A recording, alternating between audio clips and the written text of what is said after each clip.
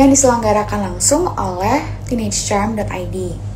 Nah, sebelumnya perkenalkan, nama aku Nathaniel Larut, atau kalian bisa panggil aku Lala, dan aku menjabat sebagai public speaker di teenagecharm.id. Nah, khususnya dalam kegiatan Instagram Live streaming.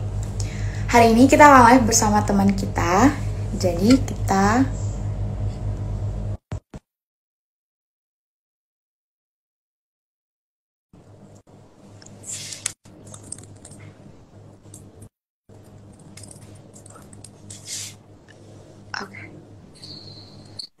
Hai.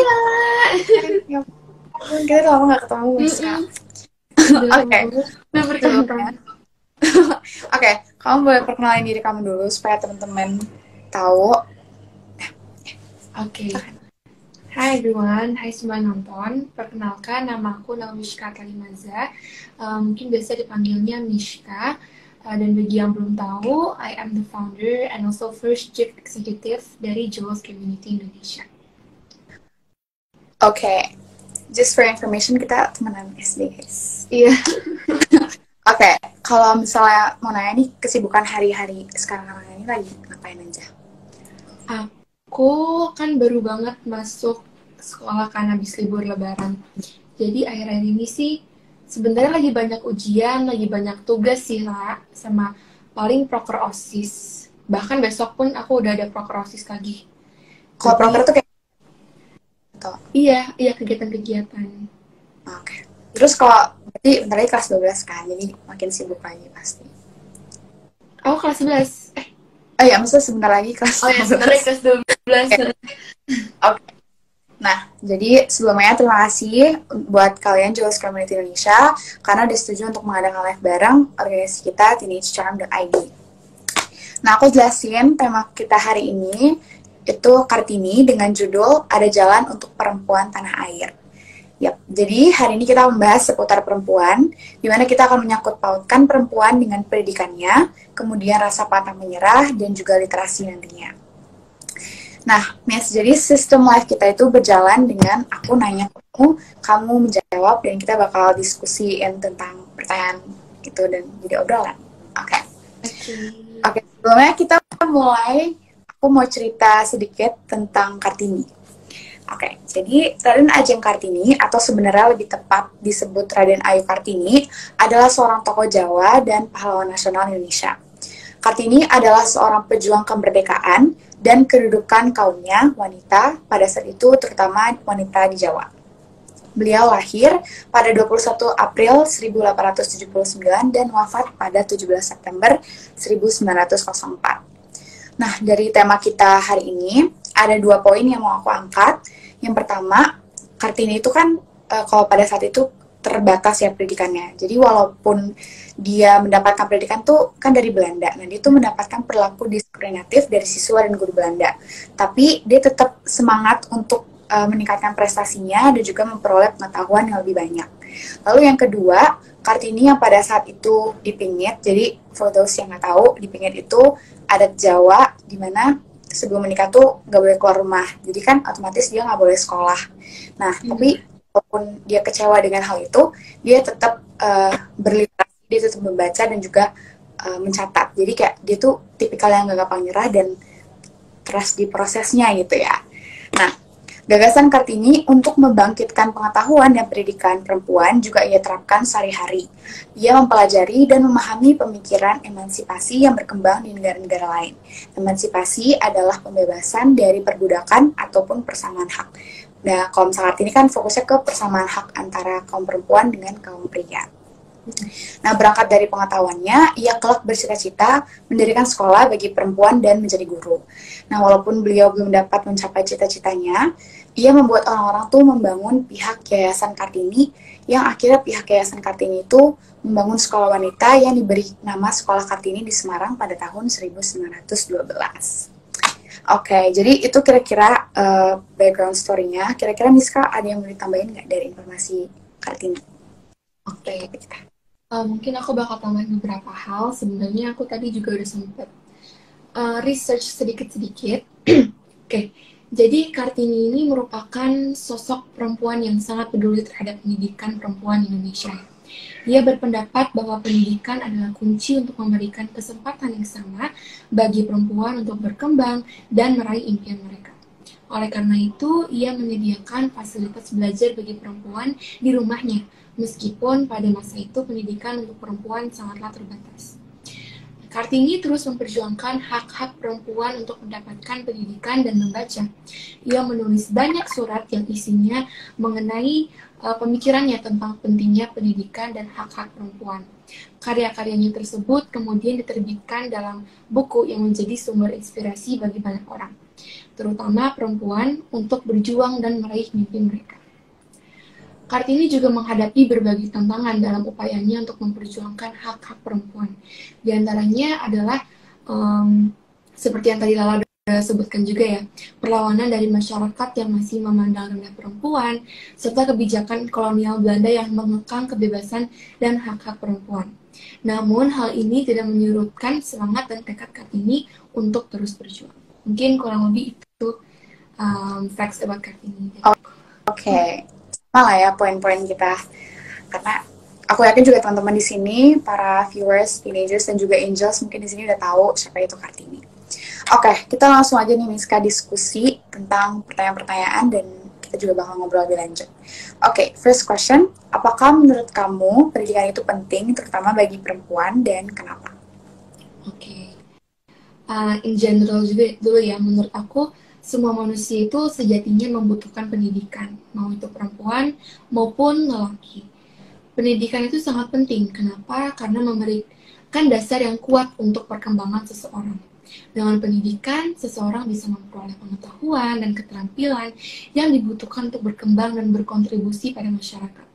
Pendidikan juga membantu seseorang membangun karakter yang baik, seperti rasa percaya diri, disiplin, tanggung jawab, dan kerjasama. Selain itu, pendidikan membuka pintu kesempatan dan memperluas wawasan seseorang yang sangat penting untuk mencapai tujuan hidup dan karir yang sukses. And this goes both ways, untuk perempuan maupun laki-laki. Nah, khususnya untuk perempuan, kita tuh butuh pendidikan. Kenapa? Pastinya untuk dapat mencapai hopes and dreams kan. Tapi, selain itu, pendidikan juga sangat penting bagi perempuan, karena kelak kita akan menjadi seorang ibu. Seorang ibu yang memiliki tugas untuk dapat mendidik anaknya, which is not easy, right? Butuh ilmu dan pendidikan. Ibu itu merupakan sekolah pertama bagi anak-anaknya, and that is why pendidikan itu penting bagi perempuan. Aku tuh setuju banget dengan yang kedua tadi, kayak pendidikan, manfaat pendidikan bagi wanita, yaitu kita sebagai ibu. Nah, ini tuh juga berkorelasi dengan nanti question yang kedua tentang stigma yang ada di masyarakat. Yaitu kalau ngapain sih perempuan itu tinggi-tinggi pendidikannya kalau akhirnya juga bakal di dapur atau menjadi ibu rumah tangga. Kalau misalnya dari aku ya, itu tuh kayak stigma itu, statement itu aja tuh ada tuh udah salah. Karena kayak pendidikan tuh sebenarnya buat semua orang. Kayak kita sebagai ibu rumah tangga nggak ada salahnya untuk mendapatkan pendidikan yang tinggi. Karena benar tadi kata Miska, anak kita juga pasti pertama bakal dapetin kayak pengetahuan tuh dari orang tuanya. Jadi kalau misalnya Miska, tadi statementnya tadi tuh gimana sih pandangannya, opini kamu? Menurut aku statement itu kayak seakan-akan nyatakan kalau seorang perempuan itu sebenarnya nggak membutuhkan pendidikan, which is wrong. Karena perempuan itu padahal memiliki peran penting dimanapun mereka berada. Entah itu di sebuah keluarga, di organisasi, masyarakat, juga bagi negara ataupun bangsa. Bahkan tadi yang udah disebutkan sama Lala juga, untuk menjadi seorang ibu sangat membutuhkan pendidikan, di mana ibu memiliki andil yang besar dalam melakukan pengembangan potensi anak, dan seorang ibu juga akan menjadi sekolah pertama bagi anak-anaknya. Nah, ada sebuah pepatah yang mengatakan bahwa jika perempuan yang cerdas akan melahirkan anak yang cerdas pula. Mengapa seorang ibu yang berpendidikan itu sangat dibutuhkan, bukan untuk dirinya sendiri saja, maupun anaknya saja, tetapi juga untuk kemajuan generasi muda bangsa dan negara. Karena anak-anaknya itulah yang kelak akan menjadi penerus pemimpin bangsa Indonesia. Nah, ketika pada akhirnya seorang perempuan memutuskan untuk menjadi ibu rumah tangga, maka jangan anggap perempuan tersebut lemah. Terdapat karya besar dalam membentuk generasi hebat selanjutnya dari pengorbanan perempuan tersebut. Oleh karena itu, perempuan yang akan menjadi ibu rumah tangga perlu memiliki pendidikan yang layak agar dapat mendedikasikan kehebatan, kecerdasan, dan pendidikan yang tinggi untuk membangun keluarga. Perempuan sudah seharusnya diberi kesempatan untuk dapat menentukan pilihan hidupnya, baik dalam mengenyam pendidikan, berkarir, maupun apabila ia memilih dalam pengabdian hidup sebagai ibu rumah tangga. Setiap pilihan tersebut harus dihormati dan juga dihargai. Oke, setuju banget.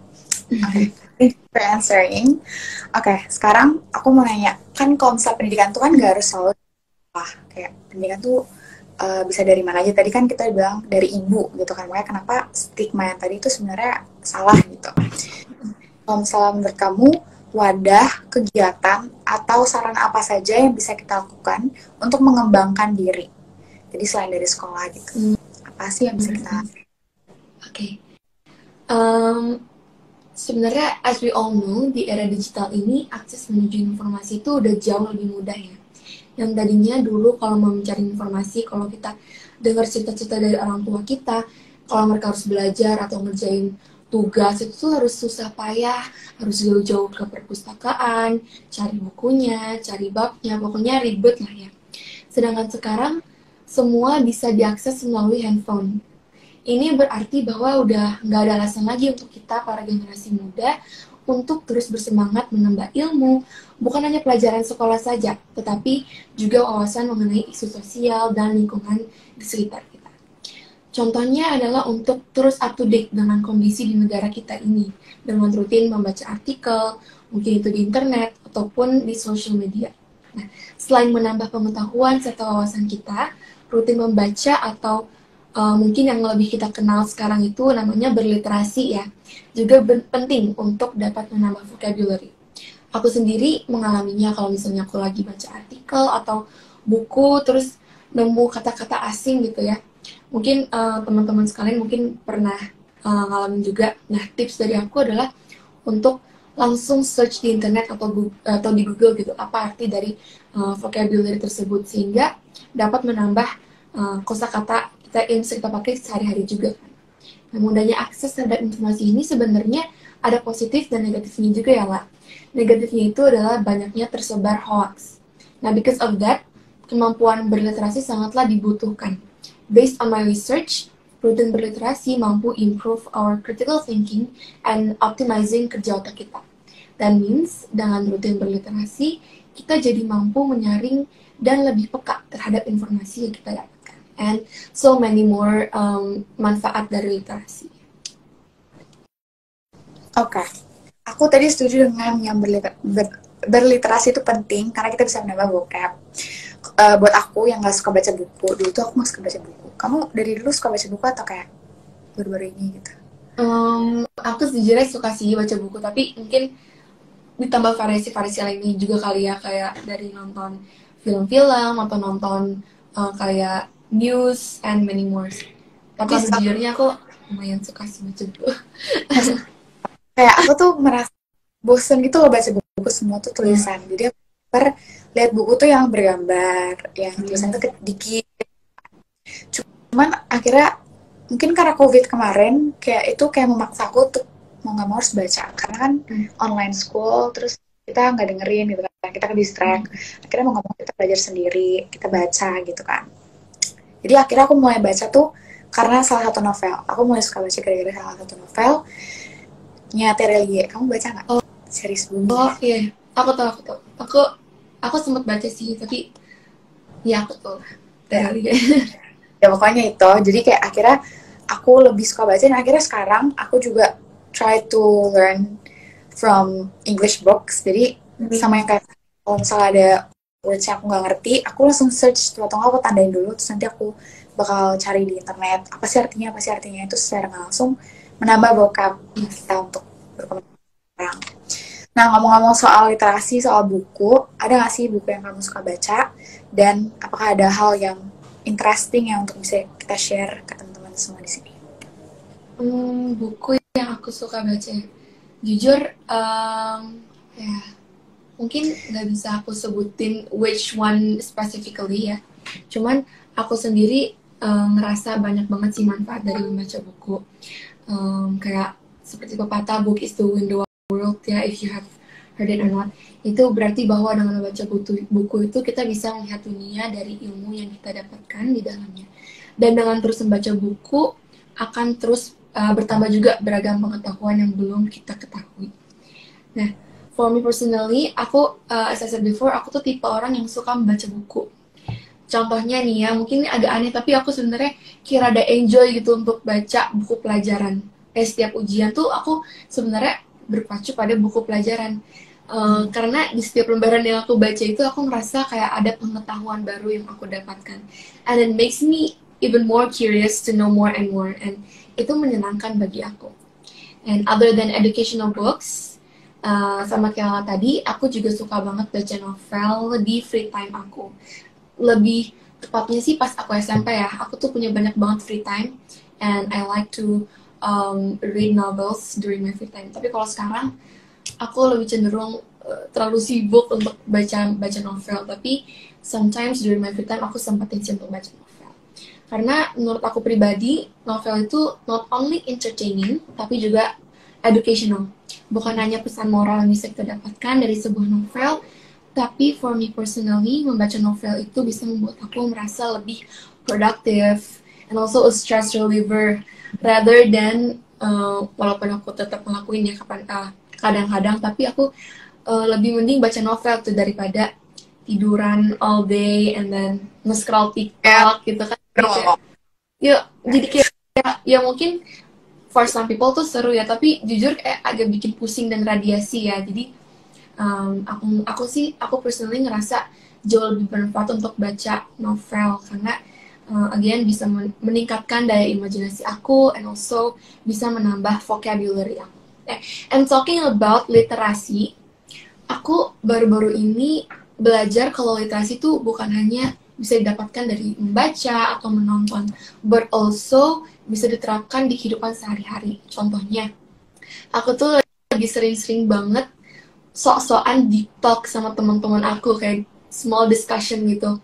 And aku sendiri sih ngerasa grateful banget ya, aku surrounded by people, teman-teman aku yang aware of what's happening around them.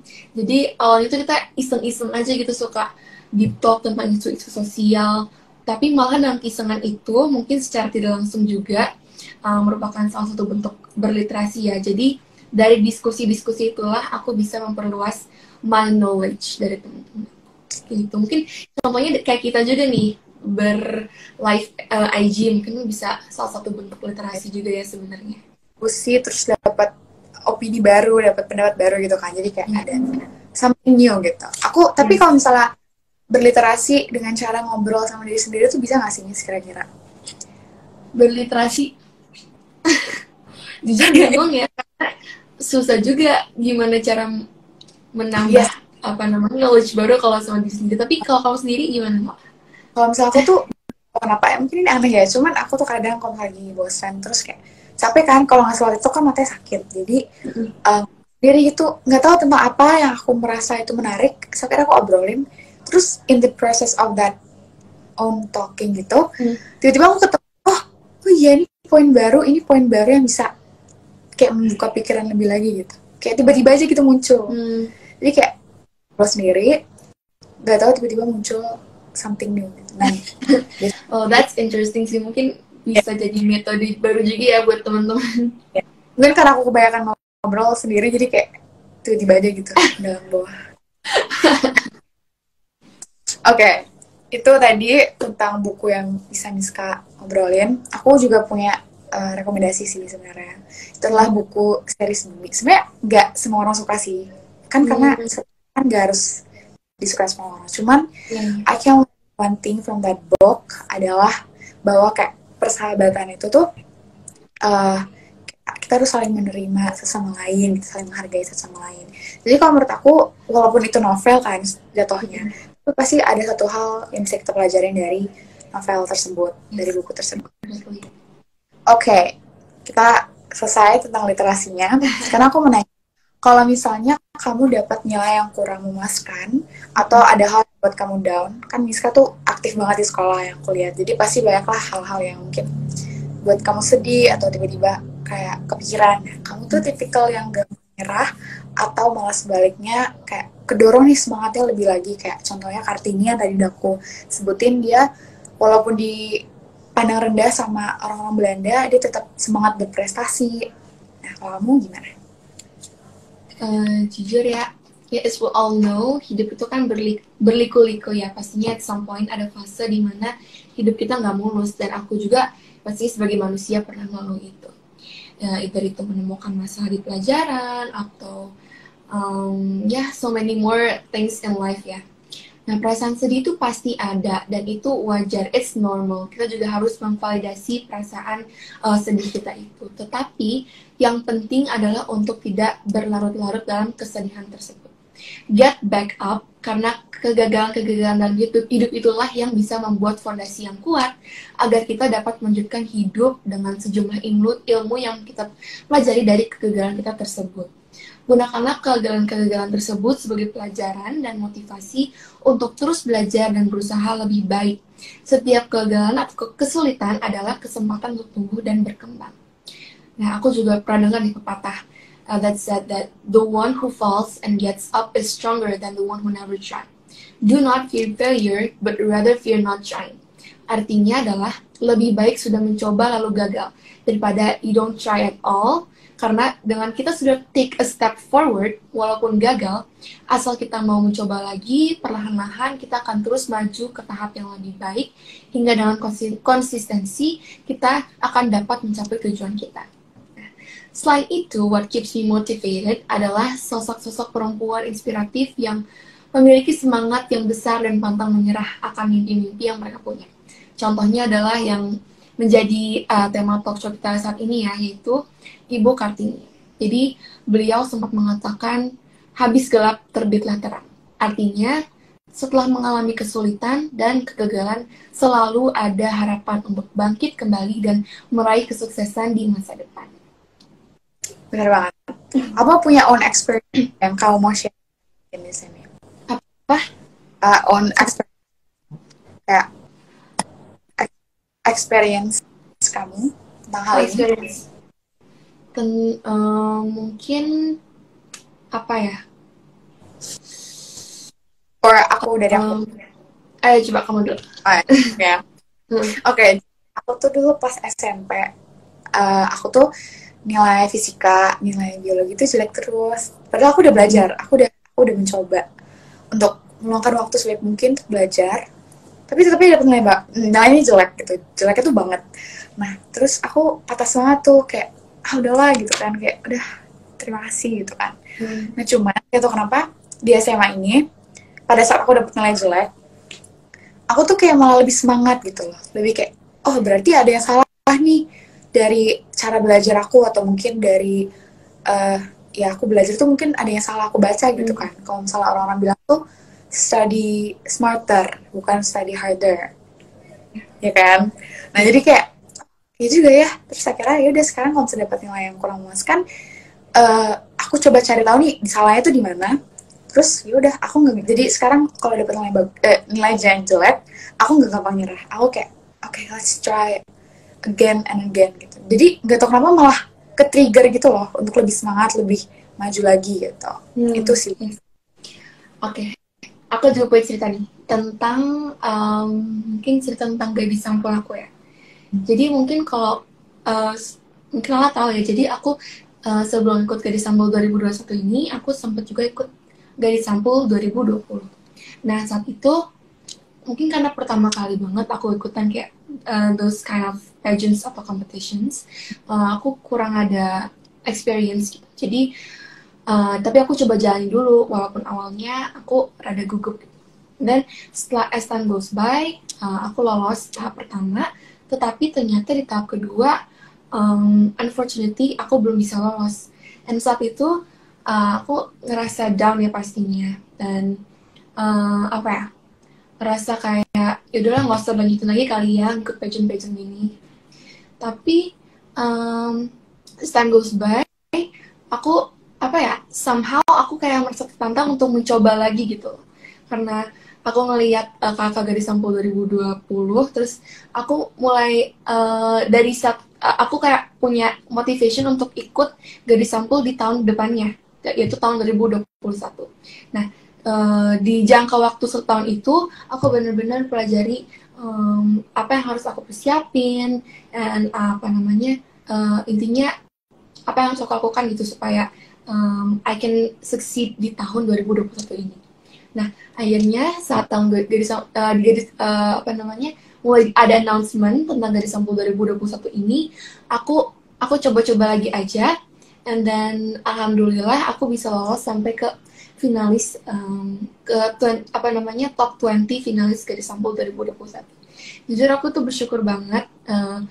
I'm proud of myself karena aku nggak putus asa gitu di tahun 2020 itu, and I decided untuk coba to get back up. Mungkin itu sih. And satu hal yang aku pelajari dalam hidup itu bahwa everything happens for a reason. Misalnya kamu nggak dapetin apa yang kamu inginkan tahun ini, mungkin aja Tuhan punya plan ke depannya kayak gimana. Mungkin kamu akan mendapatkan lebih baik lagi di tahun depannya, or even more. Mungkin itu ya dari aku. Benar banget yang tadi poin terakhir. Kalau misalnya kita gagal tuh pasti ada satu plan yang baru. Aku juga gitu kan, itu pelajaran IPA kan. Terus kayak aku kan IPS sih kelas 12. Kamu apa IPA tuh? IPA. Oh IPA, oke. Ya tapi pokoknya gitu. Iya. Jadi kayak, oh ternyata emang apa ya, kayak lingkup belajar aku tuh cocoknya di IPS, and that's okay gitu loh. Jadi ngerasa, oh ya, everything's happen for a reason. Oke, kita udah mau di penghujung, so sad. Oke. Tapi aku pengen nanya nih, as you know kan ada kesenjangan yang beda banget antara kualitas pendidikan di satu kota ke kota yang lain, contohnya di Indonesia, maksudnya di Indonesia negara kita. Contohnya itu di Jakarta dan di Papua. Nah, menurut kamu, apakah ada hal yang bisa kita lakukan sebagai remaja untuk mengurangi kesenjangan tersebut? Contohnya, kalau aku bisa kasih contoh tuh, Jerome Pauline. Sebenarnya kan ya dia nggak teenager banget sih, cuman kan dia masih anak muda lah ya. Aku ngeliat di salah satu video YouTube-nya sama Waseda Boys, dia ke Papua dan dia ngajarin anak-anak Papua belajar matematika. Dan I think like itu hal kecil yang bisa kita sebagai remaja lakuin untuk membantu pendidikan di daerah-daerah terpencil. Tapi aku yakin misalnya kita SMA gitu kan, kita nggak mungkin langsung ke lapangan, terjun langsung, ketemu anak-anaknya langsung, karena kan kita juga punya kesibukan masing-masing. Nah, menurut kamu tuh apa sih little things yang lain tuh yang bisa kita lakukan selain kita harus datang langsung ke lapangan gitu? Oke, menurut aku apa yang bisa kita lakukan sebagai remaja, yang pastinya seperti yang tadi Lala udah sebutkan, mempunyai keterbatasan yang untuk bisa nge-reach anak-anak tersebut secara langsung. Jadi diantaranya itu yang pertama untuk membangun kesadaran masyarakat tentang pentingnya pendidikan dan juga kesetaraan akses terhadap pendidikan. Contohnya bisa memulai dengan melakukan sosialisasi dan edukasi di masyarakat sekitar, seperti mengadakan diskusi atau seminar, and for example like what we're doing right now, kita mengadakan IG Live Talk Show yang bisa ditonton oleh halayak luas ya, dan menyuarakan bahwa pendidikan itu penting, kesetaraan pendidikan itu penting. Itu yang pertama. Yang kedua adalah untuk membuka penggalangan dana, seperti melakukan inisiatif penggalangan dana atau mengumpulkan buku bekas dari masyarakat dan menyalurkannya ke daerah-daerah terpencil yang kekurangan fasilitas pendidikan. Kemudian menjadi sukarelawan, seperti tadi Jerome Pauline, para remaja yang mempunyai kemampuan atau keahlian tertentu dapat membantu program-program pendidikan yang ada di daerah-daerah terpencil sebagai sukarelawan. Hal ini akan membantu para siswa yang kurang beruntung untuk memperoleh pendidikan yang sama dengan siswa di daerah lain. Kemudian, kita juga dapat mendukung kebijakan pemerintah yang bertujuan untuk meningkatkan kualitas pendidikan dan menjamin kesetaraan akses terhadap pendidikan. Para remaja dapat ikut serta dalam aksi atau kampanye, serta mengawasi pelaksanaannya di daerah-daerah terpencil. Mungkin itu kali ya kurang lebih dari aku. Oke. Thank you Miska untuk pertanyaannya. Duh, oke. Kita udah beneran di akhir lagi. Kita udah last questions. Maksudnya. Oke. Ini sebenarnya bukan pertanyaan, ini lebih ke pernyataan. Nggak ada, ini pertanyaan deh. Nggak, ini pertanyaan. Apakah ada pesan atau ada hal yang ingin kamu sampaikan ke teman-teman viewers, teenagers, dan angels di sini untuk topik kita? Oke. First of all, mungkin walaupun udah telat ya, udah kayak telat 2 minggu gitu. Selamat Hari Kartini untuk seluruh perempuan Indonesia. And a little message for all of you guys yang lagi nonton. Kita semua punya kesempatan yang sama untuk mengenyam pendidikan. Maka dari itu, maximize this opportunity untuk mengembangkan potensi yang kamu punya. Sehingga kamu bisa menjadi the best version of yourself. Mari kita terus mendukung satu sama lain untuk menjadi lebih baik dan terus berusaha untuk mencapai impian kita. Semangat Kartini harus tetap hidup dalam diri kita. Jangan pernah puas dan takut untuk belajar dan mencoba hal baru. Karena dengan terus belajar dan berusaha, kita dapat meraih mimpi dan mencapai tujuan hidup kita. Thank you very much. Selamat Hari Kartini juga, Miska. Aku juga nggak mau kalah. Aku juga mau ngasih quote dari Kartini. Jadi Kartini pernah ngomong, jangan pernah menyerah jika kamu masih ingin mencoba. Jangan biarkan penyesalan datang karena kamu selangkah lagi untuk menang. Kita mirip-mirip quote-nya ya. Ternyata emang sebenarnya jangan gampang nyerah, guys. Yes, gitu. Oke. Yes, betul. Sebelum kita end, kita foto dulu kali ya. Supaya. Oke, dari aku ya. Oke. 1, 2. Oke. Thank you so much. Kau udah datang, udah mau bareng. Kalau misalnya ada salah kata ataupun penyampaiannya, tapi semoga live kali ini bisa bermanfaat bagi teman-teman viewers, teenagers, dan juga Inggris luar sana. Juga Miska dan aku juga bisa lebih open-minded lagi soal pendidikan dan juga teman-teman semua. And I hope kita bisa kerja bareng lagi, kerja sama lagi. Okay. Yes, thank you so much Lala and also Teenage Charm udah ajak aku diskusi. It has been very fun ya lah. Dan semoga teman-teman yang lagi nonton sekarang juga bisa mengambil manfaatnya dari talk show kita kali ini. Thank you very much. Okay. Bye-bye. Bye. Ya. Ya. Dadah.